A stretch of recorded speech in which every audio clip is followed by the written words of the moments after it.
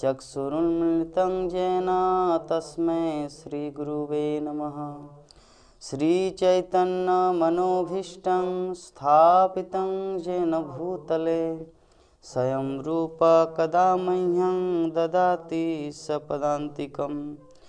वन्देऽहं श्रीगुरो श्रीयुतपदकमलं श्रीगुरून् वैष्णवांश्च श्रीरूपं साग्रजातं सहगण रघुनाथान्वितं तं सजीवं साद्वैतं सावधूतं परिजनसहितं कृष्णचैतन्यदेवं श्रीराधा कृष्णपादान् सहगण ललिता श्रीविशाखान्वितांश्च नमो विष्णुपादाय कृष्णपृष्ठाय भूतले श्रीमते भक्तिवेदांत स्वामिनिति नामिने।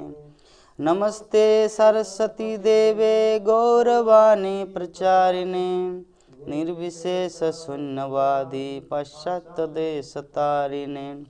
नमो महावदान्याय कृष्ण प्रेम प्रदायते कृष्णाय कृष्ण चैतन्य नाम्ने गौरतिस्से नमः।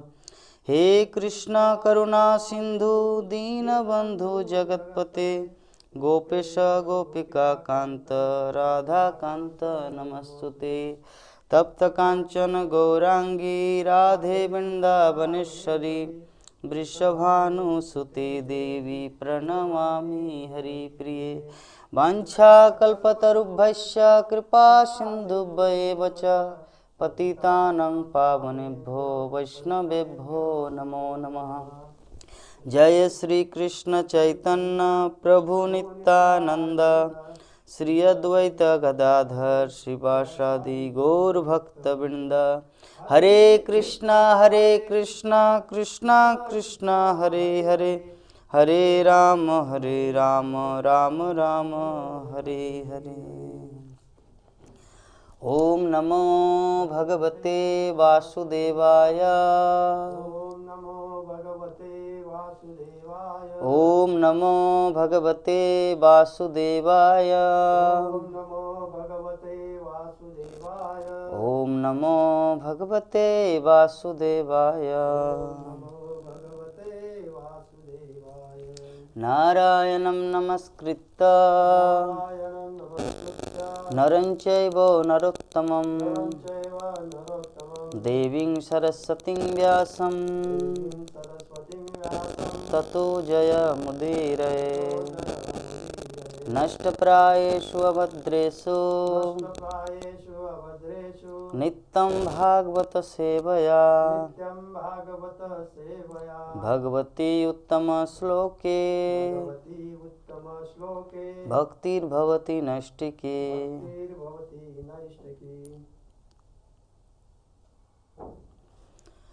हरे कृष्ण। उपस्थित सभी भक्तों के श्री चरणों में मेरा दंडवत प्रणाम। वंशा कल्पतरुभ्यश्च कृपा सिन्धुभ्यश्च पतितानां पावनेभ्यो। तो आज हम लोग श्रीमद् भागवतम प्रथम स्कंद 13 अध्याय श्लोक संख्या 2 पर डिस्कस करने जा रहे हैं। तो पहले हम श्लोक का उच्चारण करेंगे, उसके पीछे पीछे आप दोहराने का कोशिश कीजिए। जावत कृतवान प्रश्नान् जा छत्ता कोसार वाग्रत जातिक भक्तिर्गोविंदे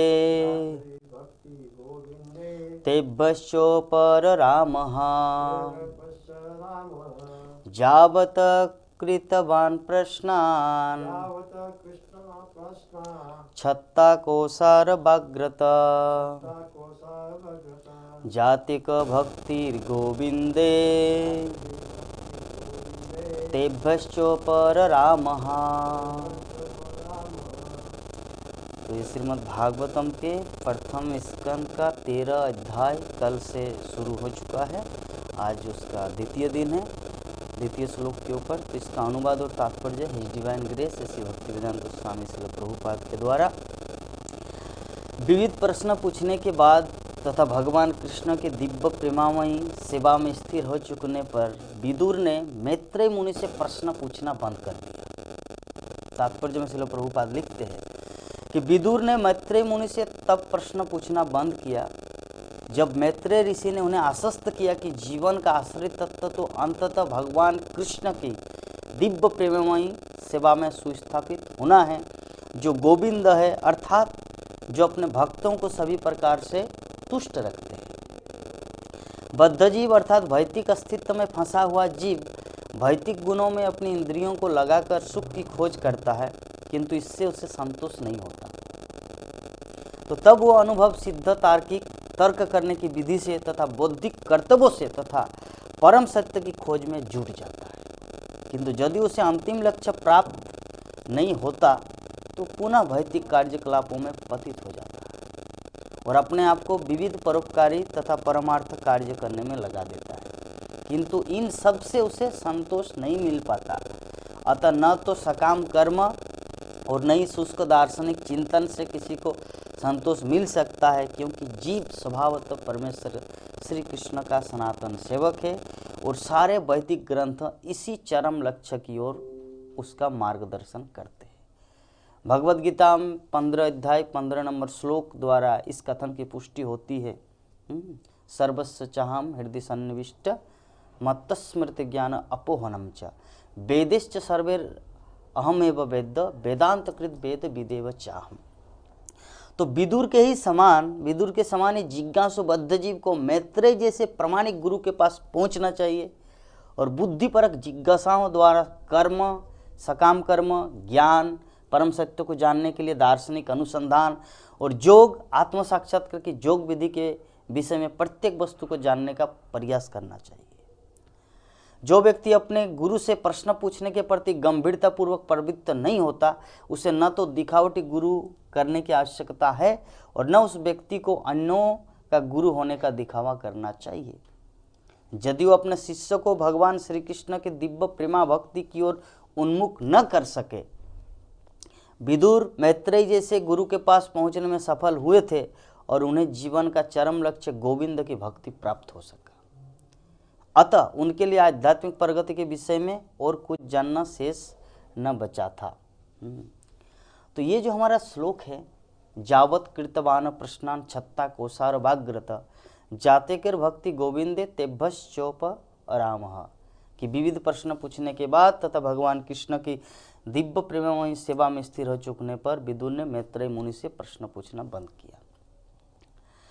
तो विदुर, एक्चुअली हम लोग थोड़ा बैकग्राउंड में जाते हैं।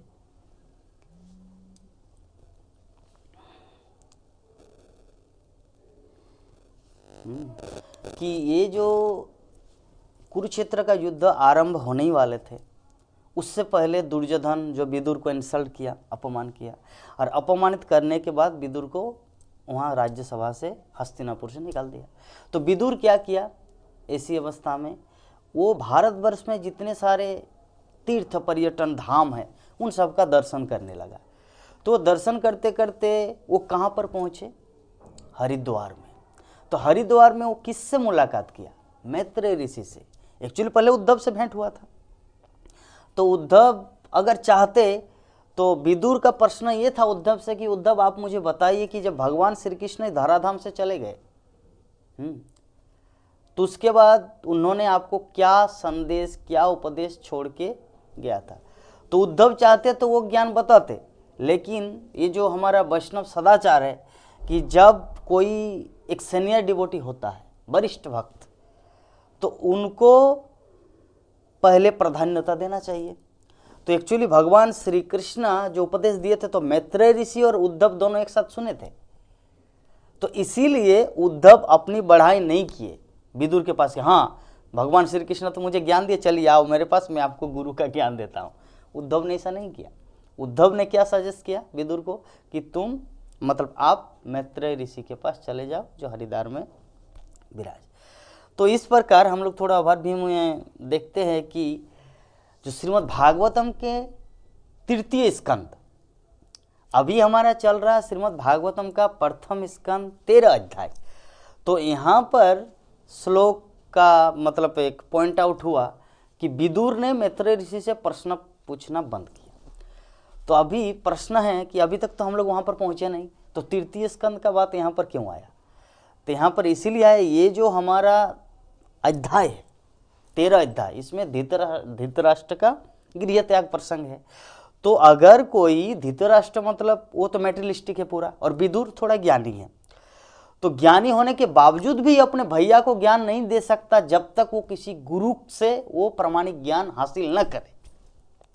तो इसीलिए यहाँ पर सूत गोस्वामी प्रश्न यहाँ पर किए हैं, मतलब शौनक आदि ऋषि, तो सूत गोस्वामी यहाँ पर वो चीज़ का पॉइंट आउट किए कि विदुर ने मैत्रेय ऋषि से प्रश्न करना बंद किया। तो अभी ऐसे में जो क्रमागत रूप से भागवतम को पढ़ेंगे वो तो कंफ्यूज हो जाएगा कि विदुर का प्रसंग यहाँ पे कैसे आएगा, है ना। एक्चुअली ये तो तृतीय स्कंद जब भगवान श्री कृष्ण धराधाम से चले गए उसके बाद की बात है, तो वो यहाँ पे पहले ही क्यों आया, कोई प्रश्न कर सकता है। तो इसीलिए यहाँ पर सूत गोस्वामी पॉइंट आउट किए हैं कि कोई व्यक्ति तब तक किसी को उपदेश, आदेश या निर्देश नहीं दे सकता जब तक वो खुद ग्रहण न करे। तो इसीलिए यहाँ पर वो प्रसंग लाया। तो तृतीय स्कंद के 5वें अध्याय में जो मैत्रेय विदुर की वार्ता है, जो संवाद है, तो उसमें सुखदेव गोस्वामी परीक्षित महाराज को कहते हैं कि इस तरह कुरुवंशियों में सर्वश्रेष्ठ विदुर, जो कि भगवत भक्ति में परिपूर्ण थे, स्वर्गलोक की नदी गंगा के उद्गम हरिद्वार पहुँचे, जहाँ विश्व के अगाध विद्वान महामुनि मैत्रेय आसीन थे। मद्रता से ओतप्रोत में पूर्ण तथा अध्यात्म में तुष्ट विदुर ने उनसे पूछा, है ना। समझ में आएंगे ना प्रभु जी। एक्चुअली विदुर का प्रसंग जो यहाँ पर आया, तो उससे पहले तो हम लोग को जानना है कि विदुर ने प्रश्न पूछना जो बंद किया, तो कहाँ बंद किया, ये प्रसंग कहाँ से आया। एक्चुअली यहाँ पर भागवतमकार दिखाना चाहते हैं कि व्यक्ति अगर किसी को उपदेश दे तो उससे पहले खुद को ज्ञान लेना। प्रभुपाद तात्पर्य में लिख रहे हैं, ना तो कोई दिखावटी गुरु का अभिनय करे, ना किसी को दिखावटी शिष्य बनना चाहिए। अगर वो गुरु से परिपूर्ण प्रश्न नहीं करता तो उसको गुरु नहीं बनाना चाहिए, क्योंकि गुरु कोई ऐसे अनुष्ठानिक दीक्षा के लिए नहीं है, गुरु शिक्षा प्राप्त करने के लिए। तो अगर कोई नहीं करता तो उसको गुरु नहीं बनाना चाहिए, और न ही किसी ऐसा गुरु जो अपने शिष्य को उद्धार न कर सके उसको दीक्षा देना चाहिए। दोनों का सामंजस्य शिल प्रभुपाद तात्पर्य में लिखे है। हाँ, तो इसीलिए यहाँ पर पॉइंट आउट किया गया है मैत्रेय विदुर संवाद। तो विदुर ने जब महर्षि मैत्रेय से मुलाकात किया, वहाँ पर भेंट हुआ हरिद्वार में, तो उन्होंने क्या जिज्ञासा किया। पहला प्रश्न, एक्चुअली धृतराष्ट्र के पास मिलने के लिए बाद में आएंगे विदुर जब इस तरह कॉन्वर्सेशन चलता रहेगा, मैत्रेय ऋषि एक एक करके भगवान की लीला बताएंगे, तब अचानक विदुर के मन में एक भाव आएगा कि हाय रे, हम लोग तो 3 भाई थे, पांडु तो पहले चले गए, धृतराष्ट्र अभी भी उसी जगह में पड़ा हुआ है, और मैं यहाँ पे भक्ति का आनंद ले रहा हूँ, तो क्यों ना मैं अपने भाई को उद्धार करके लाऊं। ये प्रश्न बाद में आएगा उसको। अभी कथा प्रसंग चल रहा है उनका, मैत्रेय ऋषि से प्रश्न कर रहे हैं, मैत्रेय उसको उत्तर दे रहे हैं। जैसे एग्जाम्पल, हम लोग 3 भाई हैं, एक माँ का 3 संतान, ठीक है। तो एक आ गया इस्कॉन मायापुर में, एक कहीं पर लेबर काम कर रहे हैं एग्जाम्पल, और कोई एक इंजीनियर बन गया है। तो आप यहाँ पे 3 टाइम प्रसाद हम पा रहे हैं, मंगल आरती, दर्शन आरती, एकदम पूरा भक्ति का आनंदमय जीवन जी रहे। तो आपके मन में कभी भी अचानक ये फीलिंग आएगा कि नहीं, मेरा भाई जो बेचारा कहाँ पर क्या काम कर रहे हैं, तो चलो ना उनको भी थोड़ा भक्ति का पद दिखाते हैं, ताकि उनके हृदय में भी ये भाव आए, ताकि जीवन का लक्ष्य कृष्ण भक्ति करना है। क्योंकि माया देवी तब तक किसी को गधा की तरह परिश्रम करवाता है जब तक वो कृष्ण की शरण नहीं लेता, तब तक उसको गधा की तरह परिश्रम करवाने के लिए बाध्य करता है। क्योंकि माया देवी जो है ना, वो कृष्ण के अंडर में चलता है। माया दक्षिण प्रकृति सुयते सचराचरम। तो माया का काम क्या, माया का उद्देश्य क्या, वो वैष्णवी है, परम वैष्णवी दुर्गा देवी। उनका उद्देश्य है कि सभी कृष्ण भक्ति की ओर उन्मुख हो। सुभद्रा देवी जगन्नाथ की ओर उन्मुख हो, लेकिन जब वो उन्मुख नहीं होता तब उसको डंडा मारते हैं, चाबुक लगाते हैं। तो माया देवी का यही खेल है। तो माया देवी ऐसे करते करते थोड़ा सा माया देवी जब ऐसे परेशान हो जाते हैं कि इनको कैसे किया जाए, तो तो जब व्यक्ति भगवान कृष्ण की भक्ति करना शुरू करते, इसीलिए भगवत गीता में कहा गया कि माया में तम तरंते थे। कौन व्यक्ति? हाँ, पहले की मम माया दूरत्तया, मेरी माया को पार करना वेरी वेरी डिफिकल्ट। उसके बाद वो श्लोक क्या है? माया में तम तरंते थे, उसका पूरा श्लोक मुझे याद नहीं आ रहा तो चलिए मैं उसका हिंदी अनुवाद बता रहा हूँ, मुझे अभी याद नहीं आ रहा है कि जो व्यक्ति मेरी शरण ग्रहण नहीं करता उनके लिए माया जो है ना महासमुद्र इसको पार करना कठिन है। लेकिन जो व्यक्ति ऑलरेडी मेरी शरण ग्रहण किए है, मिले, हाँ, मिल जाता है तो वो माया में तंग तरंत थी, वो माया से पार हो जाता है। ना अच्छा, देवी ऐसा गुणमयी ममो माया दूरत्तया मामे वजह प्रपद्यन्ते माया में तम तरंती थे।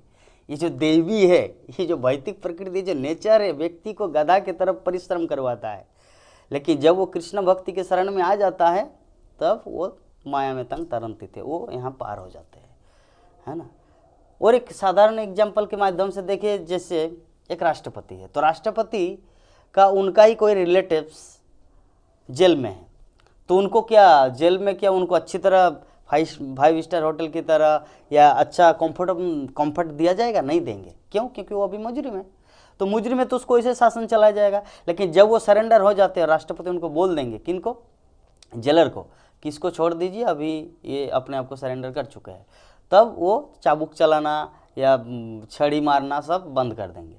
तो माया देवी उस जेलर की तरह है और राष्ट्रपति कृष्ण है। तो जब हम लोग कृष्ण की शरण ग्रहण करेंगे तब हम लोग उससे मुक्त हो जाएंगे। तो अल्टीमेटली बोलने का भाव है, जो प्रसंग आया था कि 3 भाई है, एक भाई इंजीनियर है, एक भाई इस्कॉन भक्ति में आ गए और एक भाई लेबरगिरी काम कर रहे हैं। तो जब उनके हृदय में फीलिंग आएगा तब उनको जाके समझाएंगे। तो उनको जाके कब समझाएंगे? तब खुद में वो ज्ञान हो। अगर मेरे पास ज्ञान ना हो, प्रभुपाद के पुस्तक का ज्ञान ना हो, हमारे आश्रम भक्त जो प्रवचन करते हैं वो सब अगर अनुभव ना हो, तो उनको जाके हम कैसे प्रीचिंग करेंगे? संभव है नहीं, क्योंकि वो भी तो उल्टा आपको कुछ पाठ पढ़ाएंगे। उनको जाके समझाएंगे, वो आपको पाठ पढ़ाएंगे। लेकिन अगर आपके पास वो टेक्निक है तो आप उसको कन्विंस करके भक्ति जीवन में ला सकते हैं। तो वही चीज विदुर धृतराष्ट्र के ऊपर करने जा रहे हैं। धृतराष्ट्र को पहले जब विदुर था हस्तिनापुर में, तो उस समय विदुर कितना भी प्रयोग किया था अपना वाणी का, लेकिन क्या धृतराष्ट्र सुना? नहीं सुने। यद्यपि विदुर कितने महाज्ञानी है, लेकिन सारा जीवन भर, मतलब जब तक कुरुक्षेत्र के युद्ध से पहले आपका द्रौपदी वस्त्रहरण और लाइक जितना कुछ हुआ था, धृतराष्ट्र को बारंबार स्टेप बाय स्टेप विदुर ने उनको समझाया, लेकिन धृतराष्ट्र नहीं माने। इसके पीछे कारण क्या है? कारण यही क्योंकि विदुर का गुरु नहीं था। गुरु परंपरा जब तक कनेक्टेड ना हो तब तक कोई सामने वाला को कन्विंस नहीं कर सकता। हाँ, तो जैसे ही मैत्रेय ऋषि से अभी ज्ञान प्राप्त किया विदुर, अभी जो ज्ञान प्राप्त करेंगे, इसके बाद जब आके प्रीचिंग करेंगे धृतराष्ट्र, क्या कुत्ते की तरह यहाँ पर पड़े हुए भीम का जूठन खा रहे, ये जब बोलेंगे ना तब वो भाग के चला आएगा। तो ये है गुरु परंपरा का प्रभाव। ये गुरु परंपरा जो ज्ञान है ना, जब तक, जैसे मान लीजिए यहाँ पे तार लगा हुआ है, वायर लगा हुआ है, लेकिन अगर मेन जो डीवीसी कनेक्टेड है मेन रोड में, अगर उससे अगर कनेक्ट ना हो तो इसका वैल्यू क्या है? ये तार, ये लैपटॉप, ये चार्जर, इसका कुछ भी वैल्यू नहीं है अगर उसके साथ कनेक्टेड ना हो। ये तब तक काम करेगा जब उनके साथ कनेक्टेड हो। तो उसी प्रकार हमारे पास ज्ञान हो, अनुभव हो, सब कुछ हो, लेकिन गुरु परंपरा के द्वारा अगर कनेक्टेड ना हो तो कुछ काम का नहीं है। तो गुरु परंपरा है वो मेन डीवीसी लाइन करंट। तो जो भी है, तो विदुर जब मैत्रेय ऋषि से जिज्ञासा करना प्रारंभ किया हरिद्वार में जाके, तो पहला प्रश्न क्या किया उन्होंने? पहला प्रश्न विदुर ने कहा, हे महर्षि, कि संसार का हर व्यक्ति सुख प्राप्त करने के लिए सकाम कर्मों में प्रवृत्त होता है, किंतु उसे न तो तृप्ति मिलती है, नहीं उसे उसके दुख में कोई कमी आती है। विपरीत ऐसे कार्यों से उसके दुख में वृद्धि होती है। तो इसीलिए कृपा करके हमें इसके विषय में हमारा मार्गदर्शन करे कि असली सुख के लिए कोई कैसे रहे। तो ये जो प्रश्न है ये प्रत्येक व्यक्ति का प्रश्न है, इस संसार में जन्मा प्रत्येक जीव के लिए, है ना। चाहता है सुख के लिए लेकिन नहीं मिलता ना सुख। हर कोई तो चाहता है कि बिड़ला डालमिया बने, लेकिन क्या कोई बन पाता है? नहीं, हर कोई नहीं बन पाता। श्रील प्रभुपाद बोलते हैं कि अगर आप चाहेंगे तो शुद्ध भक्त बन सकते हैं, वो आपके हाथ में है। लेकिन अगर आप चाहेंगे बिड़ला डालमिया बनेंगे, नॉट पॉसिबल, क्योंकि वो आपके मतलब भाग्य का खेल है। वो भाग्य के अनुसार बनता है, लेकिन भक्ति भाग्य में लिखा नहीं रहता। भक्ति ब्रह्मा के कलम में नहीं लिखा रहता, भक्ति अपने हाथ में है। अगर आप चाहेंगे तो मंगल आरती उठ सकते हैं, चाहेंगे तो दर्शन आरती जा सकते हैं, चाहेंगे तो 16 माला से ज़्यादा जप कर सकते हैं, चाहेंगे तो भागवतम पढ़ सकते हैं, और नहीं चाहेंगे तो आपका माइनस होगा। लेकिन अगर चाहेंगे तो आपका बढ़ेगा। तो भक्ति जो है ना, प्रभुपाद बोल रहे कि अपने हाथ में है। और हमारा जो धन सुख संतान ये सब जो है ये भाग्य का खेल है। तो दोनों में से कौन चीज़ अपनाना है? जो चीज़ ऑटोमेटिक होगा उसके लिए क्यों प्रयास करें, वो तो ऑटोमेटिक समय वह होने ही वाला है। लेकिन जो चीज़ नहीं होने वाला है, जो चीज़ हमें करना है, जो हमारे हाथ में है, उसको हमको ध्यान देना है, तो वो है भक्ति। तो शिलपुर विदुर ने इतना सुंदर प्रश्न किया कि सकाम कर्मों में, सकाम कर्म तो हम लोग समझते ही है, हाँ, निष्काम कर्म और सकाम कर्म। निष्काम कर्मों में हम लोग जो कुछ भी करते हैं वो सब भगवान की इच्छा के लिए, भगवान के तुष्टि के लिए किया जाता है। और सकाम कर्मों में हम जो कुछ भी करते हैं, चाहे यज्ञ दान धन, कि उसके फलस्वरूप हमें कुछ मिले, उसे कहते हैं सकाम कर्म। तो ये सकाम कर्म से क्या होते हैं कि उसे न तो तृप्ति मिलती है, न ही उसके दुख में कोई कमी आती है। विपरीत इसके ऐसे कार्यों में दुख में वृद्धि होती है। तो इसीलिए कृपा करके हमें बताइए, मैत्र ऋषि से पूछ रहे विदुर, कि असली सुख के लिए कोई क्या प्रयास करे, असली सुख। तो आगे बता रहे दूसरा प्रश्न कि हे मुनि, जो व्यक्ति अपने पाप कर्मों के कारण दिव्य कथा प्रसंगों से विमुख रहते हैं और फलस्वरूप महाभारत भगवद गीता के उद्देश्य से वंचित रह जाते हुए दयनीय द्वारा भी दया के पात्र होते हैं, मुझे भी उन पर तरस आती है, क्योंकि मैं देख रहा हूं कि किस तरह नित्य काल द्वारा उनकी आयु नष्ट की जा रही है। वे दार्शनिक चिंतन, जीवन के सैद्धांतिक चरम लक्ष्यों तथा विभिन्न कर्मकांडों की विधियों को प्रस्तुत करने में स्वयं को लगाए रहते। तो यहाँ पे दूसरा प्रश्न क्या कर रहे हैं विदुर? दूसरा प्रश्न यही कर रहे कि इस संसार में प्रत्येक व्यक्ति अपना प्लान चलाते हैं, अपनी योजना के द्वारा सुख प्राप्ति का खोज करते हैं। जो भगवान की लीला कथा है, जो पुण्य श्रवण कीर्तन, सिन्नताम स कथा कृष्ण पुण्य श्रवण कीर्तन, ये कृष्ण कथा सुनने से ही स्वतः पुण्य उदय होता है। पुण्य जो है ना, पुण्य करने के लिए व्यक्ति को पार्टिकुलरली कुछ तपस्या, हिमालय में जाके बर्फ ठंडा में जाके उसको गलना नहीं पड़ेगा। अगर कोई कृष्ण कथा सुनते हैं, सिन्नताम स कथा कृष्ण पुण्य श्रवण कीर्तन, कृष्ण कथा सुनना ही पुण्य है, पुण्य मिल जाता। तो किंतु विषय वस्तु ये है कि लोग इतने मूर्ख हैं, मुझ पे उन पर तरस आती है, विदुर बोल रहे, क्योंकि मैं देख रहा हूं कि नित्य काल द्वारा उनकी आयु नष्ट की जा रही। जो व्यक्ति कृष्ण कथा से मतलब दूर रहता है, सूर्यदेव उनकी आयु को हरता है, लेकिन जो व्यक्ति कृष्ण कथा के साथ चलता है, जो आयु है, जो जमराज है, उनका आयु को हर नहीं पाते। इसके लिए एक बहुत बड़ा फिलोसॉफी है, डिस्कशन। तो विषय वस्तु यही है। अगर कोई प्रश्न पूछ सकता है, प्रभु जी हम भी मरते हैं, जो कृष्ण कथा सुनते हैं वो भी मरते हैं, जो नहीं सुनते वो भी मरते हैं, तो इसका मतलब हम कैसे समझेंगे कि सूर्यदेव उनका आयु हरण नहीं कर रहा है? एक्चुअली उसका जो ये है दर्शन ये है कि ये जो हमारा आयु है, जो प्रकृति ने हमको दिया है, 60 साल या 70 साल या 80 साल, वो तो मतलब शरीर के अनुसार सूर्यदेव की मतलब अस्त उदय और अस्त के अनुसार तो उसको मिटना ही है। लेकिन जो कृष्ण कथा के अनुसार चलता है, जो व्यक्ति अपने जीवन को उसके अनुसार ढालता है, तो आत्मा जो है ना, ऐसे में तो अमर है ही, वो अमरत्व प्राप्त करता है।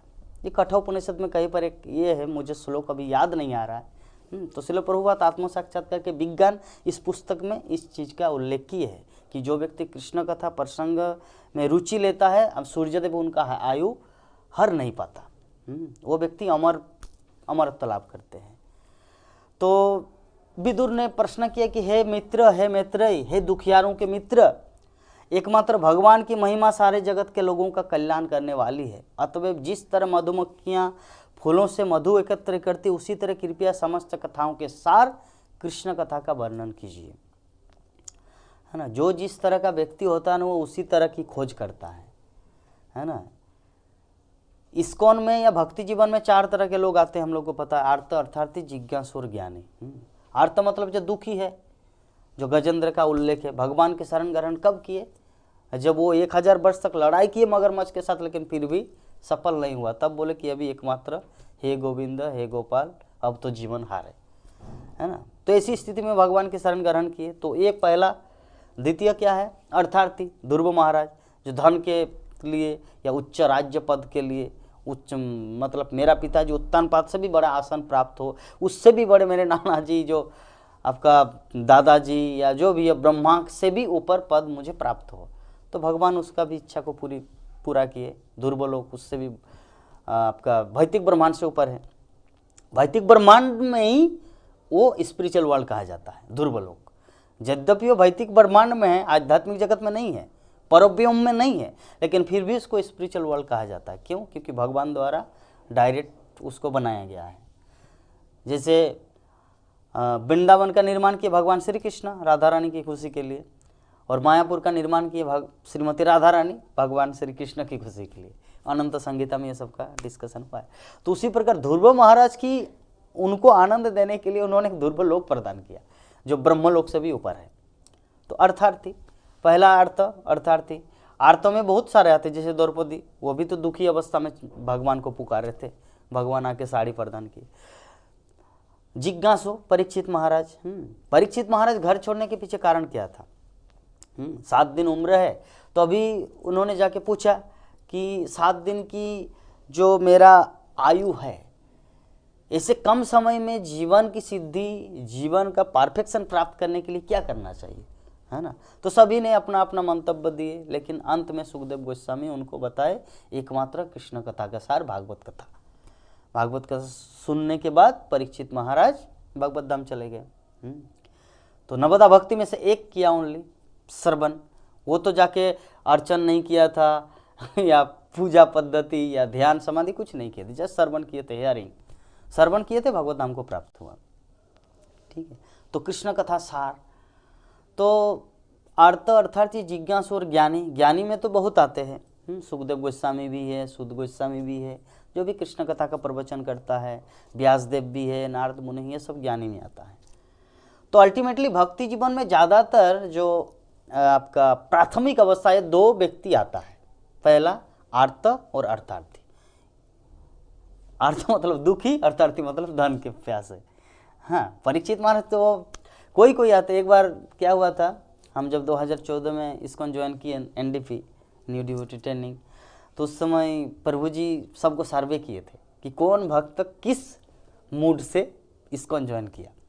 तो एक भक्त बोले कि प्रभु जी मुझे सुलभ किचन का प्रसाद इतना सुंदर लगा, मैं सोचा कि घर में तो ऐसा मिलने वाला नहीं है, तो चलो इस्कॉन ज्वाइन करते, रोज प्रसाद मिलेगा। कोई बोले कि प्रसाद पाके, कोई बोलते कि राधा माधव का विग्रह, मैं इसके विरह में जी नहीं पाता अगर मैं घर चला जाता पुनः, इसीलिए मैं राधा माधव को रोज दर्शन करना चाहिए, इसीलिए मैं मायापुर ज्वाइन किया। सबका अलग अलग मोटिव। तो मुझे पूछा कि आप क्यों आए, मैं बोला कि जिज्ञासा। इसमें तो मेरे पास थोड़ा बहुत है, मेरे नाना जी का दिया गया, जो बचपन से बड़ा किए मुझे भगवत भक्ति से, कि कैसे भगवान क्या है, कृष्ण क्या है, उसके साथ हमारा संबंध क्या है, लेकिन उसको और ज़्यादा से ज़्यादा डेवलप करने के लिए मैं इसको ज्वाइन किए, जिज्ञासु। तो जो जिज्ञासु होते, तो उसमें प्रभु जी सबका कम से कम 22-25 हम लोग भक्त थे, उनमें से 3-4 भक्त जिज्ञासु निकला। हाँ, जो सब कुछ है, जैसे हमारे IIT इंजीनियर जितने सारे जो इस्कॉन में आते हैं, क्या उनको धन का प्यासा है या दुखी अवस्था में? नहीं, वो एक्चुअली जिज्ञासा भाव से आता है, क्योंकि इतना टेक्नोलॉजी ज्ञान या IIT जो विश्व का सर्व प्रमुख ज्ञान उसको मिल जाता है, उसके बाद भी सोचता हाय रे, स्पिरिचुअल ज्ञान ये भी एक पार्ट है जो अभी तक मुझे प्राप्त नहीं हुआ, जब कितना विशाल है तो क्यों ना जाके देख लेते हैं। इस भावना से IIT इंजीनियर भी आ जाते हैं, है ना। तो अल्टीमेटली जो जिज्ञासु होता है वो बहुत ही मतलब महत्वपूर्ण व्यक्ति है भक्ति जीवन में। तो वो हमारे प्रभु जी जो सबको सर्वे करने के बाद एक कंक्लूजन निकाला कि अर्थात तो ऐसे ही हर कोई आएगा, है ना। जिसको भी, जैसे श्रील प्रभुपाद उदाहरण देते थे, एक बार की बात है फॉरेन में कि कुछ आदिवासियों को कुछ क्रिश्चियन प्रचारक आके रोटी का एक गमला लेके आया, रोटी सब्जी सब कुछ लेके, बोले कि अच्छा आप लोग जो रोज रोज मंदिर जाते हो, क्या भगवान आप लोगों को रोटी देता है? बोले कि नहीं। तो आप लोग मेरे प्रभु का नाम लो, आपको रोटी दिया जाएगा। तो आंख बंद के सभी उच्चारण करने लगा, जय जीसस, मन जो भी है एग्जाम्पल कन्वर्ट करने का तरीका। तो जैसे ही आंख बंद करके तरीका बोल गया, ये लो रोटी आप लोगों के लिए, 5 पीस करके रोटी सबको दिया। अभी सभी क्रिश्चियन में कन्वर्ट हो गए, ठीक है। तो ये जो है, तो श्रील प्रभुपाद ज्ञान की तलवार उस पुस्तक में, वैराग्य विद्या उस पुस्तक में मेंशन करते हैं कि हाय रे, काश वहाँ पर एक भी भगवत भक्त होता तो शायद उन दीन दुखियारों के प्रति या अज्ञानी अल्पज्ञ व्यक्तियों के प्रति इस तरह खिलवाड़ ना होता अपने धर्म के प्रति। उसको कन्वर्ट किया गया। तो क्या किया चाहिए? संसार ही ऐसा है कि जब तक कोई ये वैदिक ज्ञान में नहीं आता तब तक उसको कोई भी खेल सकता है, उनके साथ कोई भी प्लेइंग कर सकता है ना, उसके इमोशन के साथ, हाँ, सेंटिमेंट के साथ खेल सकता है। तो इसीलिए हम लोग को, इसीलिए सार जो है आज के क्लास का, जो तात्पर्य में श्रील प्रभुपाद बताए कि जो व्यक्ति कृष्ण भक्ति के पथ में आए, गुरु ग्रहण किए, उनका पूरा उत्तरदायित्व की गुरुदेव से पूरा जिज्ञासा करें। भगवत भक्ति क्या है, आध्यात्मिक जगत क्या है, ये भौतिक ब्रह्मांड क्या है, दुख नहीं चाहता, दुख क्यों आता, सनातन गोस्वामी की तरह। हाँ, तो अल्टीमेटली मैत्रेय ऋषि से विदुर क्या प्रश्न किए कि सार, कृष्ण कथा का सार कह के सुनाएंगे। मेरे पास उतना ज्ञान है, लेकिन फिर भी मैं उसको और वेरीफाइड करने के लिए आप हमें सुनाएंगे।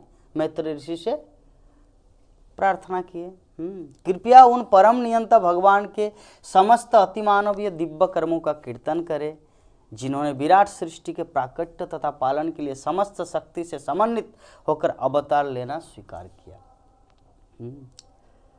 भगवान क्यों अवतार लिए, क्या कारण है, ये सब विदुर मैत्रेय ऋषि से जिज्ञासा कर रहे हैं।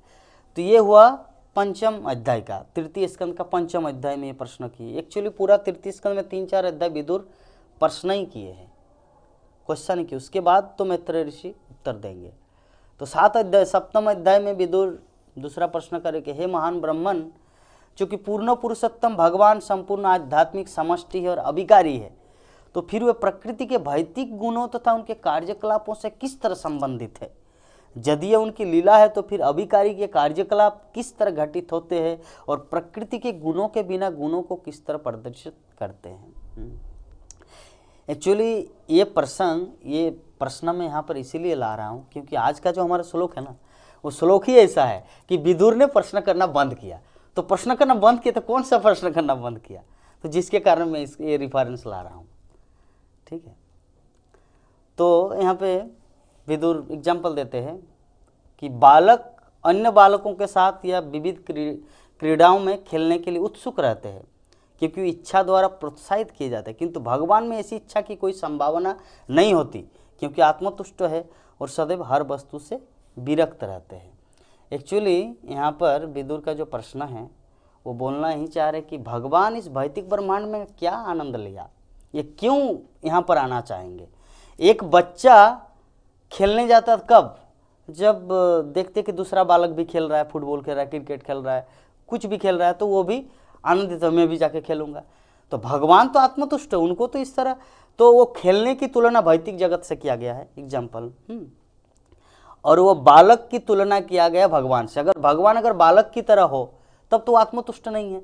आत्मतुष्ट जो होगा वो तो खेलने में भी रुचि नहीं लगे। जैसे नारद मुनि जब पिछले जीवन में दासी पुत्र थे, वो तो दूसरे बालकों के साथ खेलने में रुचि नहीं लेता था। वो जो भक्ति वेदांत 4 महीना जो चतुर्मास वहाँ पे पालन करते थे, वहाँ पे जाकर रोज कृष्ण कथा सुनते थे।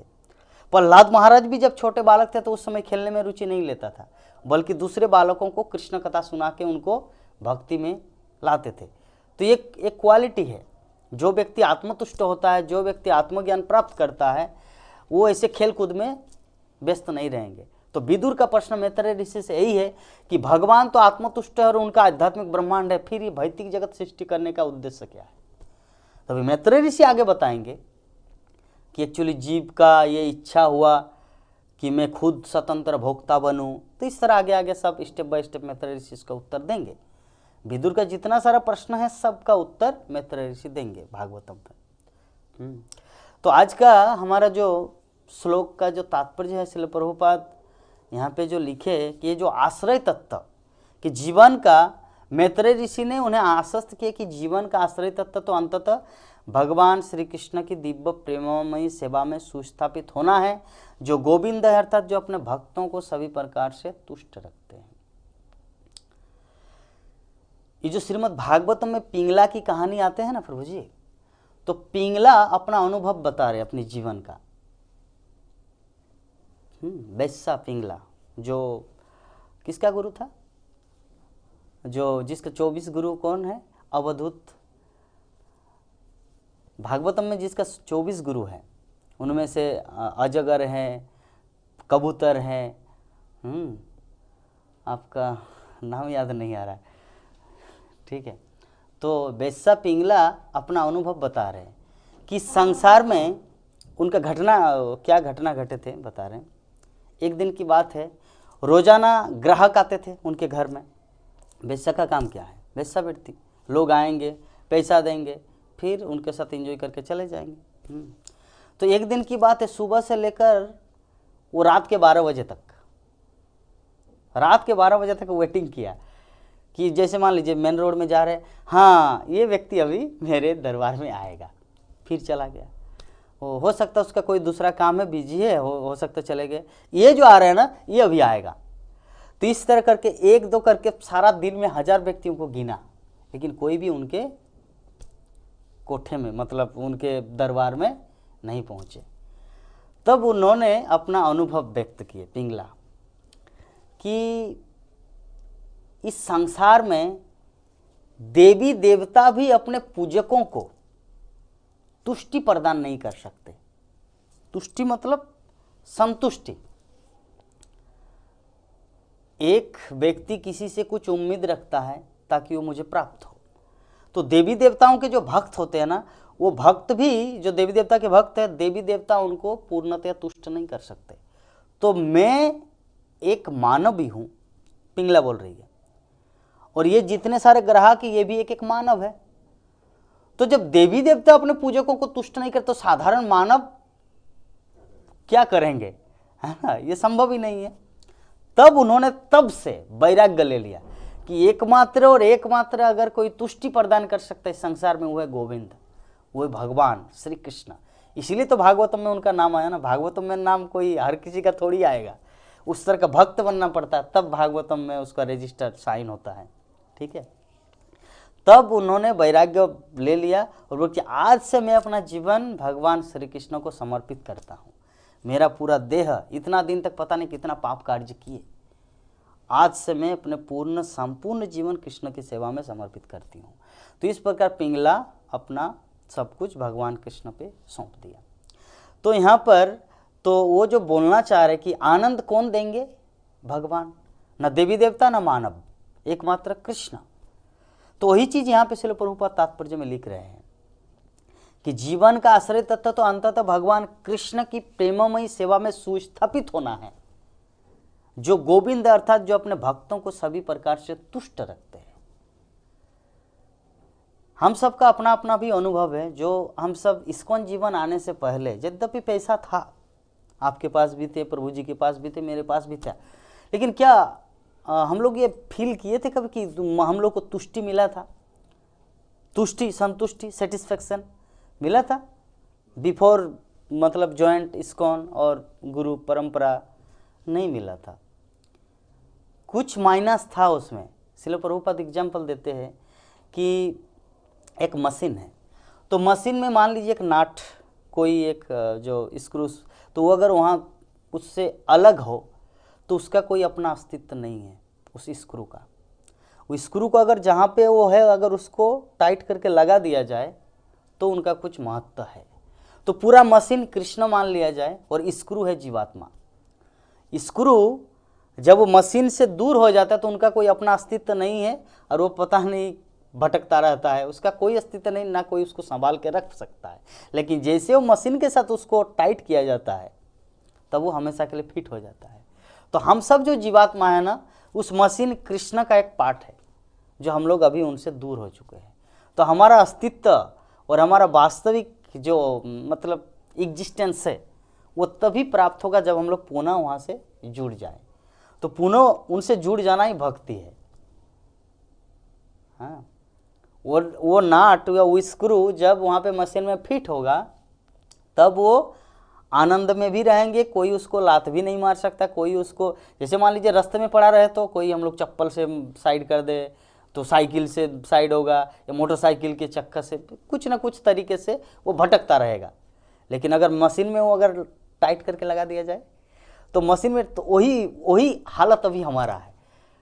कभी रास्ते से कभी कुत्ता बन रहे, कभी बिल्ली बन रहे, कभी बाघ बन रहे, कभी 84 लाख जीवनी में भटक रहे, कभी मनुष्य बन रहे, कभी देवता बन रहे, कभी रास्ते से साइड से, कभी मोटरसाइकिल से कोई लात मारे, कभी ये कर रहा है। ये हमारी स्थिति है जीवों का। लेकिन ये जीव जब पूर्ण रूप से भगवान कृष्ण की सेवा में लग जाएगा तब वो संतुष्टि, तुष्टि, सेटिस्फैक्शन प्राप्त होगा। यही भक्ति का ये है लक्ष्य है। तो बद्ध जीव अर्थात भौतिक अस्तित्व में फंसा हुआ जीव भौतिकता गुणों से अपनी इंद्रियों को लगाकर सुख की खोज करता, किंतु इससे उसे संतोष नहीं होता। तब वो अनुभव सिद्ध तात्विक तर्क करने की विधि से तथा बौद्धिक कर्तव्यों से परम सत्य की खोज में जुट जाता है। पहला क्या है? सकाम कर्म, जो उल्लेख किए। सकाम कर्म से व्यक्ति खुद अपने प्रयास से सुख की खोज करता है। लेकिन सकाम कर्म मतलब देवी देवताओं के उपासक। लेकिन उससे तो सेटिस्फैक्शन किसी को आज तक नहीं मिला। जैसे पिंगला बता दिए, अपना अनुभव व्यक्त कर दिए भागवतम में, है ना। तो भागवतम में जितने सारे अनुभव है, गोपियाँ अपना अनुभव बता रही, उद्धव अपना अनुभव बता रहे, ध्रुव महाराज अपना अनुभव बता रहे। ध्रुव महाराज अपना क्या अनुभव बता रहे कि किसी को भी भौतिक चीज के लिए लालायित नहीं होना है, क्योंकि आपके हृदय में भगवान है। सर्वस्व चायम हृदय सन्निविष्ट। अगर आपके हृदय में कोई एक भौतिक वांछा रह जाए तो आपके भविष्य में पश्चाताप का कारण बनेगा। ध्रुव महाराज बोल कि जैसे मैं अभी भगवान को बोल रहा कि मुझे छोड़ दो, मुझे नहीं चाहिए 36,000 वर्ष राज्य, मुझे नहीं चाहिए, प्लीज मुझे छोड़ दो। भगवान बोले नहीं, अगर मैं आपको अभी राज्य न दूं, अगर आपको दुर्बलोक प्रदान न करूं, नहीं प्रभु मुझे नहीं चाहिए, मैं तो कांच का टुकड़ा खोजने के लिए आया, मुझे हीरा मिल गया, मुझे और नहीं चाहिए। नहीं ध्रुव, आप कांच का चीज मांगे थे, मुझे तो पूर्ण करना है। आप उच्च आसन चाहे थे, मुझे तो उसको पूरा करना है। बोले कि प्रभु क्यों ऐसा, क्यों जिद क्यों? बोले कि जिद इसलिए कि अगर मैं आपको ये प्रदान न करूं तो भविष्य के भक्तगण मुझे क्या बोलेंगे कि ये देखो ध्रुव महाराज छोटा सा 5 साल का बालक बेचारा रो रो के भगवान की खोज में जंगल गए थे और भगवान से मिले और भगवान ने उसको भुला दिया। जिस उम्मीद से गया था, मान लीजिए कोई 10,000 रुपये के लिए कहीं पर गए हैं और बोले अरे नहीं 100 रुपया है, ब्रह्मचारी है, क्या जरूरत है आपको महिला ने लेकर, 600 रुपया सफिशेंट है। आप लोग गृहस्थ भक्त थोड़ी है, ब्रह्मचारी आप लोग 600 रुपया मानते ले रहो। अरे क्यों नहीं लेंगे, वो भी तो जीव है, उनका भी तो जरूरत होता है। एग्जाम्पल, हम एक दूसरे लाइन में आ गए। तो अल्टीमेटली बोलने का भाव है कि यहाँ पे आके भुला देते हैं। तो भगवान अगर उस तो भुला देते तो, इसीलिए भगवान बोले कि नहीं ध्रुव, आपने चाहा था, मुझे इतिहास को दर्शाना है, भविष्य के लोग जो भक्ति में आएंगे उसको पता चले कि जो भक्ति करता है उनका नुकसान नहीं है। सुदामा भी भक्ति किए थे, उनको राजमहल मिल गया। 6 दिन में एक अन्न थोड़ा जुटता था, वो भी पानी के साथ पीते थे। लेकिन कृष्ण भक्ति चालू किए, भगवान कृष्ण उसको राजमहल प्रदान किए, राजा बना दिए। ध्रुव महाराज 5 साल का बालक कांच खोजने गए थे, हीरा मिल गया, पूरा ध्रुव महाराज ध्रुव लोक दे दिया भगवान ने। 5 पांडव चाहे थे कि अरे एटलीस्ट 5 गांव दे दो, हाँ हम ज़्यादा नहीं मांगते, पूरा हस्तिनापुर पूरा पृथ्वी आपका है दुर्योधन, लेकिन एटलीस्ट 5 गांव दे दो ताकि हम लोग अपना खेती बाड़ी करके जीविका पेट पाल सके। तो भगवान क्या चाहते थे कि ऐसे छोटा खाट मेरा भक्त कोई शॉर्टकट या कोई फुटपाथ में नहीं सोएगा, मेरा भक्त राजा बनेगा। ऐसा किया कि 13 साल तक तो बाहर रखा।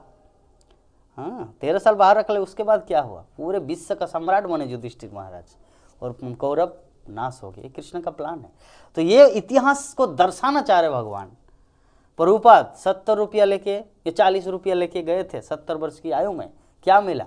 क्या क्या क्या नहीं है इस्कॉन में? साक्षात लक्ष्मी देवी का वास है ना। प्रभुपाद अपने लेक्चर में बोले थे एक जगह कि है कोई बिजनेसमैन, आओ मेरे पास और कंपेयर करो मुझसे। 40 रुपया लेके गया था, दिखाओ अभी देखो क्या है मेरे पास। एक हिंदी लेक्चर में प्रभुपाद मुंबई में बता रहे थे कि है कोई बिजनेसमैन, लाओ मेरे सामने उनको। वो तो बहुत करोड़ करोड़ अरबों रुपया लगा था, उसके बाद कुछ कमाता है, लेकिन मैं तो 40 रुपया लगाया था इस बिजनेस में। है कोई बिजनेसमैन, लाओ। तो ये है कृष्ण भक्ति का प्रभाव। तो ये सब के माध्यम से भगवान कृष्ण दिखा रहे हैं, इतिहास को दिखा रहे हैं कि जो व्यक्ति भक्ति में आता है उनका नुकसान नहीं है, उनका लाभ ही लाभ है ना। ध्रुव महाराज, सुदामा, प्रहलाद महाराज के जीवन में भी हम लोग देखते हैं कि प्रहलाद महाराज को क्या कष्ट नहीं दिया था हिरण्यकशिपु। कौन सा ऐसा टेक्निक था मारने का जो उन पर प्रयोग नहीं किए थे, लेकिन क्या मतलब क्या उनको मार पाए? नहीं। यही तो डिफरेंस है। अगर कृष्ण किसी को, हमारे आचार्य जगन ऐसे ही नहीं बोलता है कि राखे होरी मारे के, मारे होरी राखे के, राखे कृष्ण मारे के, मारे कृष्ण राखे के। हमारे आचार्य ऐसे ही कोई मन कल्पना से नहीं बोलता है। आचार्य लोग पूरा प्रमाणिक शास्त्रों का चीज को बोलते हैं, है ना। रावण किसका भक्त था? शिव जी का। और हिरण्यकशिपु किसका भक्त था? ब्रह्मा जी का। हाँ, जब हिरण्यकशिपु को नृसिंहदेव मारे तो क्या ब्रह्मा जी उसको बचा पाए? नहीं। जब रावण को भगवान रामचंद्र मारे तो क्या शिव जी आके बचा पाया? नहीं। लेकिन जब हिरण्यकशिपु प्रहलाद महाराज को मारना चाहा तो क्या मार पाए? नहीं। क्यों? राखे होरी मारे के। अगर भगवान रखना चाहे अपने भक्तों को तो कौन मार सकता है? कौन हिरण्यकशिपु या कौन रावण? तो ये प्रमाण है हमारे आचार्यों की वाणी पर। हाँ, तो ये कुछ तत्व है। अंतिम लक्ष्य जो है हमारा, ये इस संसार से पुनः उठ के अपने रियल एग्जिस्ट में, मतलब अपने स्थान में पुनः लग जाना। क्योंकि अभी तो हम लोग बिखर चुके हैं, भगवत धाम से बाहर आ चुके हैं, है ना। ये हमेशा याद रखना है, क्योंकि एक चीज़ मैं बारंबार हर क्लास में एक ही चीज़ बोलता हूँ। प्रभुपाद भी अपने लेक्चर में बहुत जगह में बोले हैं, मेरे गुरु महाराज भक्ति चारू स्वामी गुरु महाराज भी यही चीज़ बोले हैं कि जितने सारे जीव है पहले सभी भगवत धाम में थे। ये चीज़ को गांठ बांध लेना है। हर जीव, जितना सारा जीव है, हर कोई पहले भगवत धाम में था, लेकिन किसी कारणवश वो यहाँ पे पतित हो चुका है। तो अभी उनका काम क्या है? पुनः वहाँ पे जाना। एक्चुअली किसी किसी क्लास में, किसी किसी जगह में इस तरह का दो कॉन्विंसिंग होता है ना, जिसके कारण व्यक्ति समझ नहीं पाता कि मैं कहाँ से आया हूँ। कोई बोलते हैं नहीं, आप तो यही से है, नरक से आए हैं, इधर से आपको उठ के धीरे धीरे धीरे 84 लाख में फिर जलचर, फिर घास बनना है, फिर मछली बनना है, फिर पेड़ पौधा बनना है, फिर बाघ बनना है, भालू बनना है, गाय बनना, फिर मनुष्य बनना है, बंदर बनना, लाइक दैट ऐसे समझाते हैं। अरे ठीक है, ये तो एक है, लेकिन दूसरा उससे भी सोर्स में जाना है कि जीव का आदि स्वरूप क्या है। जीव का आदि स्वरूप है भगवत धाम का वासी।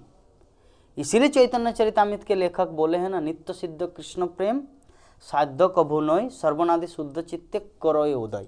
ये जो कृष्ण प्रेम है ये नित्य सिद्ध है, ये ऑलरेडी हमारे पास है। उसको क्या करना है? उदय करना है। कैसे? सर्वनादि शुद्ध चित्ते, हमारे हृदय को, चित्त को शुद्ध करना कैसे? ये भागवत कथा को श्रवण करके। नित्य शुद्ध कृष्ण प्रेम साध्य कभू नोय। साध्य कभी भी, जैसे एग्जाम्पल, एक लाइट है, बल्ब, उसको अगर काला प्लास्टिक में बांध दिया जाए तो वो ढक जाता है। जैसे काला प्लास्टिक को हटा देंगे तो अपना प्रकाश बिखरेगा। तो काला प्लास्टिक जो ना अभी हमारा वर्तमान स्थिति है, ये भौतिक स्थिति। लाइट जो है ऑटोमेटिक प्रकाशित है, हमारी आत्मा जो है ना स्वप्रकाशित है। इसलिए प्रभुपाद बोलते हैं कि आत्मा का जो प्रकाश है सूर्य से भी करोड़ों गुना ज़्यादा प्रकाशित है। कोई सोच सकता प्रभु जी ये कैसे संभव है? हम तो छोटा सा अणु आत्मा है, सूर्य कितना बड़ा है। यही तो आध्यात्मिक, जो हमारे कल्पना से अतीत है, हमारे कल्पना से परे है। हमारे माथा में ये सब नहीं घुसेगा। जैसे मेढक के दिमाग में नहीं घुसता कि सागर कितना बड़ा है, उसी तरह हमारा हाल है कि आत्मा सच में सूर्य प्रकाश से बड़ा है, वो प्रभुपाद देखे है। हम सबके पास वो अनुभव नहीं है ना। जैसे मेढक के पास कितना भी बोलो कि अरे नहीं ये कुएं से 10 गुना नहीं बहुत बड़ा है, तो मेढक बोलते क्या 100 गुना बड़ा है इस कुएं से, अटलांटिक महासागर। अरे नहीं बहुत बड़ा है, अच्छा 1000 गुना बड़ा है। तो इस तरह करके कितना भी कैलकुलेट क्यों न करे मेढक, क्या वो कभी सागर की गहराई को नाप सकता है जो कुएं में रहता है मेढक? नहीं। तो उसी प्रकार हमारा दिमाग है। हम लोग आत्म तत्व को अपने मेंटल स्पेकुलेशन से नहीं जान सकते। जब गुरु परंपरा के द्वारा जो स्रोत के माध्यम से जो हमारे आचार्यगण जो हमको प्रदान कर रहे हैं, उसी श्रवण के द्वारा हम लोग अपने आप को रियलाइज कर पाएंगे कि हु एम आई, मैं कौन हूँ, आत्मा क्या है, कृष्ण के साथ हमारा संबंध क्या है। तो इस प्रकार हमारा आज का जो ये है, यहाँ पे श्रील प्रभुपाद अंत में ही चीज बोलना चाह रहे हैं कि विदुर के ही समान जिज्ञासुबद्ध जीव को मैत्रेय जैसे प्रामाणिक गुरु के पास पहुंचना चाहिए और बुद्धिपरक जिज्ञासा द्वारा कर्म, ज्ञान, दार्शनिक अनुसंधान, योग के विषय में प्रत्येक वस्तु को जानने का प्रयास करना चाहिए। कि जो व्यक्ति दीक्षा लिए है या जो दीक्षा लेने के उत्सुक है, हाँ, दीक्षा सिर्फ नाम नहीं, जगन्नाथ देवदास, अमुक देवदासी नहीं, नाम के लिए नहीं। यहाँ पे 4 चीज का वर्णन करे श्रील प्रभुपाद। सकाम कर्म भी जानना है क्या है, ज्ञान क्या है, योग क्या है, भक्ति क्या है, सबका प्रश्न पूछना चाहिए। तो जो व्यक्ति अपने गुरु से प्रश्न पूछने के प्रति गंभीरता पूर्वक प्रवृत्त नहीं होता, लिख रहे प्रभुपाद, उसे न तो दिखावटी गुरु करने की आवश्यकता है कि मेरे पास गुरु है ना, और न उस व्यक्ति को अन्यों का गुरु होने का दिखावा करना चाहिए। मतलब शिष्य और गुरु दोनों को चेतावनी दे रहे श्रील प्रभुपाद। हाँ, दोनों को वार्निंग दे रहे हैं। ना तो उनको गुरु बनना चाहिए, ना तो उसको शिष्य बनना चाहिए, अगर वो गंभीर नहीं है, सीरियस नहीं है अबाउट स्पिरिचुअल नॉलेज। तो विदुर, ठीक है, तो यदि वो अपने शिष्य को भगवान श्री कृष्ण की दिव्य प्रेमा भक्ति की ओर उन्मुख न कर सके तो उसको गुरु नहीं बनना चाहिए। तो विदुर मैत्रेय जैसे गुरु के पास पहुंचने में सफल हुए थे और उन्हें जीवन का चरम लक्ष्य गोविंद की भक्ति प्राप्त हो सका। तो हम सब भी इस्कॉन में आए हैं, प्रभुपाद के घर में आए हैं, इसका मतलब हम लोग को भी राधा माधव की भक्ति, राधा माधव का प्रेम मिलेगा या मिल रहा है ना। अतः उनके लिए आध्यात्मिक प्रगति के विषय में और कुछ जानना शेष न बचा था। तो इस प्रकार जैसे भक्ति रसामृत सिंधु में जो बताया गया है, पहला क्या है, सुभदा, उसके पहले और एक है ना जो कुछ दिन पहले उल्लेख किए थे, कष्ट से मुक्ति। पहला लक्षण भक्ति में आने का, पहला है कष्ट से मुक्ति और दूसरा है सुभदा। तो सुभदा, तो हम सब जो भी भक्ति जीवन में आए, मायापुर में आए हैं, भक्तों का संग कर रहे हैं, तो मुझे लगता है कि इससे पहले जैसे थे उससे तो कई अच्छा सुंदर लाइफ जी रहे हैं हम लोग, तुष्टि लाइफ, संतुष्टि लाइफ, है ना। तो ये प्रमाण है भक्ति का कि हम लोग सच में वो जो स्क्रू था इधर उधर फेंका हुआ, हम लोग मशीन के साथ कनेक्ट हो चुके हैं। तो इस प्रकार जो आज का हमारा श्लोक था श्रीमद् भागवतम के प्रथम स्कंद 13 अध्याय का श्लोक संख्या 2, यहीं पर विराम होता है। तो इस विषय में ये जो अभी तक जो हम लोग डिस्कस किए, तो इस संबंध में अगर किसी भक्त का कुछ जिज्ञासा और कुछ फीडबैक या कुछ प्रश्न हो तो भक्तगण कृपा करे। हरे कृष्ण। तो मुझे एक प्रश्न है कि जैसे आपने बताया कि भक्ति के नौ जो प्रोसेस है, हाँ, तो उसमें से परीक्षित महाराज ने ओनली श्रवण किया। हाँ, कुछ दिन पहले मैं किसी महाराज का वीडियो देख रहा था, शायद गलत भी हो सकता है मेरे सुनने में, कि सिर्फ एक ही काफी नहीं है, आपको मतलब चैंटिंग भी जैसे करना है, प्रसादम भी पाना है, अच्छा संग भी करना है, तो सेवा मतलब फिजिकल सेवा भी, प्रभुपाद जी के लेक्चर में सुना है फिजिकली सेवा भी करनी है हमें। इस्कॉन का साथ जो मूवमेंट का जो वो है उसमें ये कि हमें फिजिकल सेवा भी करनी है। तो सिर्फ एक ही अंग को पकड़ के कैसे परीक्षित महाराज को भगवत धाम की प्राप्ति? क्योंकि उनके पास समय नहीं था, पहला बात। और दूसरा बात ये है, क्योंकि एक चीज़ हम आपको उदाहरण के माध्यम से बोल सकते हैं कि 3 तरह के लोग हैं। पहला, एक तो ठोकर खा के समझता है, दूसरा व्यक्ति देख के समझता है, और तीसरा व्यक्ति सुन के समझता है। जो सुन के समझता है उसको कहा जाता है राजा। जो राजा होता है ना, वो विभिन्न नगरों में कहाँ पे रोड खराब है, कहाँ पर कुआं नहीं है, कहाँ पर नलकूप देना है, कहाँ पे चापाकल देना है, वो वहाँ पे जाके देखता नहीं, बल्कि उनके चेला चामंत उनको बोल देते कि सर वहाँ पर एक रोड देना ज़रूरी है। तो सुन के ही रिकमेंड करता था, अच्छा ठीक है चलो साइन कर दिया। तो सुन के, तो जो ज़्यादा बुद्धिमान है वो सुन के ग्रहण करता है चीज़ को, और उससे जो कम लेवल का है वो देख के। जैसे एग्जाम्पल के रूप में ब्रह्मचारीगण बोलते हैं कि देखो ब्रह्मचारी रहो, शादी मत करो, क्योंकि गृहस्थ जीवन बहुत जंजाल है। नहीं सुनता है, देखता है कि कोई व्यक्ति शादी की है। पहला क्या है, पहला हम लोग को क्लास मिलता है ब्रह्मचारी क्लास, ठीक है। पहला कि शादी नहीं करना चाहिए। अगर आप लोग भक्ति जीवन में आए हैं, ब्रह्मचारी लाइफ में आए, तो इसी में रहो, इसमें प्रचार प्रसार और अच्छी तरह 100% कर सकते हैं। गृहस्थ जीवन में जाएंगे तो आपको कमाना पड़ेगा। तो इतना सब कुछ सुनने के बाद, ये तो पहला सुना। दूसरा चीज़ कि यहाँ पे गृहस्थ भक्त आते हैं जाते हैं गौरनगर से या विभिन्न जगह से। हम लोग देखते हैं कि कभी कभी उन लोग का झगड़ा भी होता है, दोनों का पति पत्नी के बीच में। कभी कभी देखते हैं कि वो लोग कष्टमय परिस्थिति में जी रहे हैं, कि कभी पैसा नहीं है, दूसरे से उधार लेके उनको डॉक्टर के पास ले जाना पत्नी को, है ना। वो भी देखते हैं, हाय रे भाई इतना कष्ट है, देखते भी आंखों से, फिर भी नहीं समझते, लास्ट में शादी करके ही फैलता है बेचारा, और फिर कष्ट उठाते हैं। तो जो पहला, जो प्रथम बुद्धिमान है, वो एक तीर में समझ जाता है, मतलब श्रवण से नहीं। आचार्य जो बोल दिए है, कष्ट है इस जंजाल में, तो उसकी बात को स्वीकार करते हैं। लेकिन उससे जो कम लेवल का है वो देख के समझता है, हाँ भाई नहीं, और जो हमारे जो क्लास में जो बोले थे ना, वो तो आंखों में दिखा भी जा रहा है, चलो चलो बाबा नहीं जाएंगे। और जो उतना उससे भी जो गिरा हुआ है वो जाके ठोकर खाता है, मर जाता है ना। तो बोलने का भाव है प्रभु जी। मैं ये एग्जाम्पल इसलिए दिया कि जो परीक्षित महाराज है ना, वो श्रवण को इतने सीरियसली या सिंसियरली निष्ठा के साथ श्रवण किए थे ना, वो जो 3 नंबर बताया, 3 ठोकर खाना, दिखना और श्रवण करना, वो श्रवण को उस लेवल में वो सुने थे, इसीलिए उसको दूसरा कुछ करना नहीं पड़ा, इसीलिए उनको दूसरा कुछ करना नहीं पड़ा। लेकिन अभी हमारी बात है, अगर हम लोग सोचेंगे नहीं मैं श्रवण ही करूँगा, कीर्तन नहीं करूँगा, जप मप नहीं करना, प्रभुपाद बोले हैं, हमारे आचार्य बोले कि एक ही सफिशिएंट है, तो ऐसा बोलने से नहीं चलेगा, है ना। जो महाराज जो बोले एकदम परफेक्ट। लेकिन वो किसी आपातकालीन अवस्था में अगर कोई नौ भक्ति नहीं भी कर पा रहा है, अम्बरीश महाराज 9 भक्ति एक साथ किया था। नवदा भक्ति जो है ना, सब श्रवणम कीर्तनम विष्णु स्मरणम पाद सेवनम अर्चनम वंदनम दास्यम सक्कम आत्म, 9 को एक साथ किए थे। और परीक्षित महाराज ओनली श्रवण किया था, सुखदेव गोस्वामी ओनली कीर्तन किया था, प्रहलाद महाराज ओनली स्मरण किया था, हाँ स्मरणम। उसके बाद पाद सेवन, लक्ष्मी एकमात्र पाद सेवन। लक्ष्मी तो जाके कहीं पर प्रचार नहीं किए, लक्ष्मी तो जाके श्रवण नहीं किया कहीं पर, लक्ष्मी तो जाके किसी को कीर्तन नहीं किया, वो एक ही किया था, हाँ हाँ। पाद सेवनम अर्चनम, पृथु महाराज अर्चन किया था।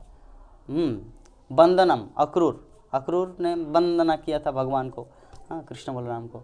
वंदनम दास्यम, हनुमान सिर्फ दास की सेवा, वो तो जाके कहीं पर प्रचार प्रसार, जैसे प्रभुपाद जाके अमेरिका में या ऐसा कुछ, वो दास की, जैसे चले भगवान रामचंद्र जैसे चाहेंगे वैसे करूँ।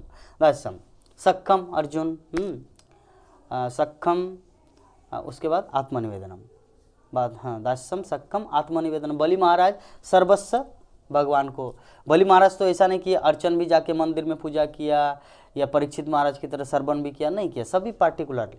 तो ये जो है ना, ये दोनों एक साथ हम लोग को लेके चलना है। कोई व्यक्ति चाहे तो एक में भी सफल हो सकता है अगर वो पूर्णतः उसमें 100% निष्ठावान हो। लेकिन वर्तमान अवस्था जो है कलयुग का, प्रभुपाद बोले कोई व्यक्ति एक चीज में उतना कॉन्सेंट्रेट नहीं कर पाएगा, इसीलिए तो प्रभुपाद वैरायटी दिया है। मंगल आरती, उसके बाद 1 घंटा के बाद तुरंत जब क्लास में बैठ जाओ, फिर 1 घंटा के बाद दर्शन आरती हो जाएगा, फिर 1 घंटा के बाद भागवतम क्लास होगा, फिर उसके बाद प्रसादम, फिर सेवा, हाँ फिर भोग आरती, फिर 4 बजे मंदिर खुलेगा, फिर संध्या आरती, फिर भगवद गीता क्लास।